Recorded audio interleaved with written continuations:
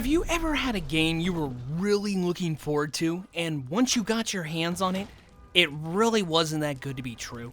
I hate to say it, I really do, but Stalker 2 Heart of Chernobyl is one of those games for me. Please hear me out and stick around for this review so maybe I can save you from the grievances I had by sharing my experience with this honest Stalker 2 review.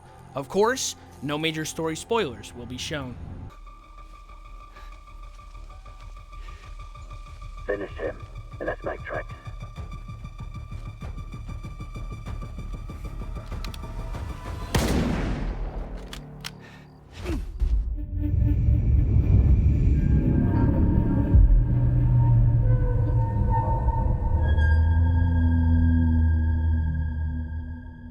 I won't sugarcoat things, as I want you to know the details without taking too much of your time. This was my first Stalker experience, and I had heard good things leading up to this title about the franchise. I pre-ordered it back in August, ready for its release in September, but it got pushed back to late November. This game started off very intriguing. I'm kind of a history buff, so I've been fascinated with Chernobyl, even watching the TV series leading up to the game drop. The weather dynamic and look of the map is beautiful. From the deadly emission storms turning the sky red, to walking around with the leaves stirring and seeing these incredible strikes of lightning light up the sky.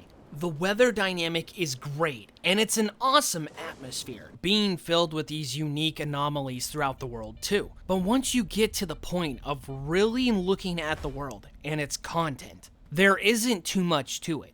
I understand it's going to be scarce as it's the zone, and it's extremely radiated, resembling an apocalyptic setting. It may sound odd, but I thought I'd be stumbling more into mutants or people of the zone, though it's pretty hard to come by in that department, where I only really found myself encountering mutants or people close to points of interest on the map. Not too many interactions out in the world while roaming about, which left me a little disheartened, as I felt like those were areas that had room for opportunity, but didn't happen. Additionally, this could just be me, but if you're going to give the feeling of being a partial looter shooter, please give more loot to find and have it serve a bigger purpose, other than finding only a few kinds of items over and over again. Not very much depth there, unfortunately. Wait!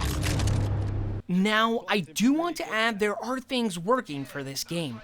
I do like the hardcore element of Stalker. It's a steep learning curve, especially if you're a newcomer to the series.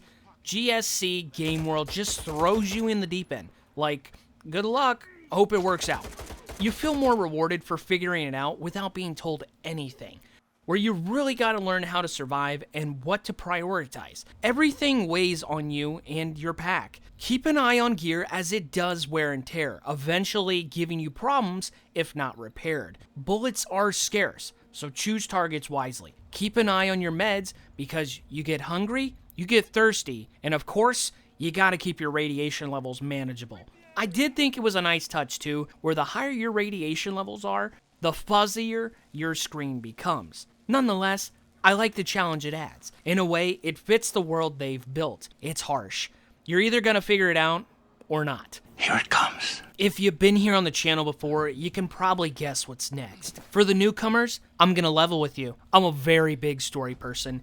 If I'm playing a single player game, you gotta give me a good story to keep my attention and keep me around. I tried my hardest to give Stalker 2 quite a bit of time to get me hooked, to drive me, to keep me playing. But sadly, I never got there. A little over 14 hours you'd think would be enough, right? Some huge event would have taken place where you're like, BAM! I'm sold. You have my attention. But I never found that. I feel like there was a few things that didn't really do the story any favors. For instance, if you go to talk with some individuals, not all of them, but some, they got the weirdest eyes looking off at every other direction but you.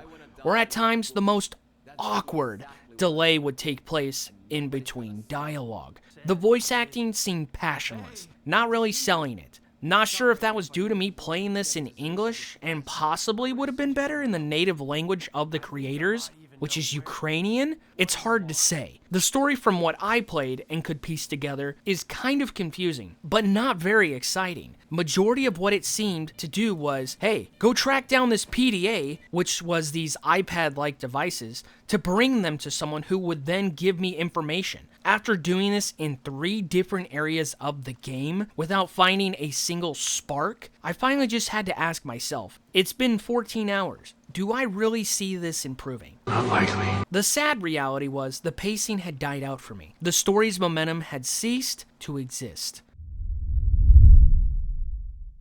Now, if that's something that doesn't bug you and you're still set on playing this, if you haven't bought the game and want to play it, I'd heavily advise one of 2 things. Number 1, wait for a very generous sale to pick it up.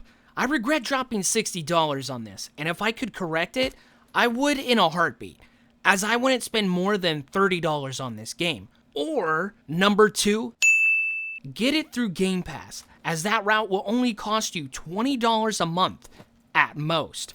For those who have played the series leading up to this game, I'm curious, are the other games better?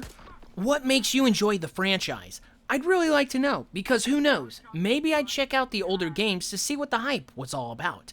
I know, this might have came across as a roasting session, and I'm sorry. I did want to like this game. I really, really did. Usually, I don't try to make games work and stick with them if I'm not feeling it upwards of 10 hours. But 14 hours in, and I couldn't stick it out anymore. GSC did a really good job of selling this game through its trailers because it drew me in. The potential on what they were showing was incredible, but when it comes down to it, the execution wasn't there. The story pacing never really took off engaging me. There was an element of a looter shooter, but it wasn't fully capitalized on, being very lacking, unfortunately. Who knows? Maybe GSC World will get to where their vision was in time.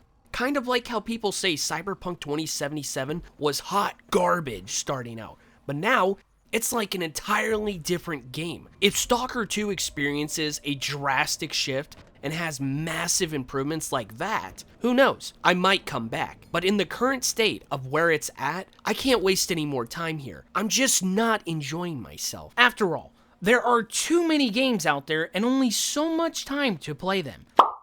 Like I said, I'm not here to sugarcoat things, and I definitely don't get free review copies on games. It's out of my own pocket, and I'm like you. I want to know if it's worth buying or not, without someone rambling on and on for a long time, never really giving any clear answers, as some reviews do. A fair point. Thank you for those who managed to make it to the very end of this review. I do appreciate your time.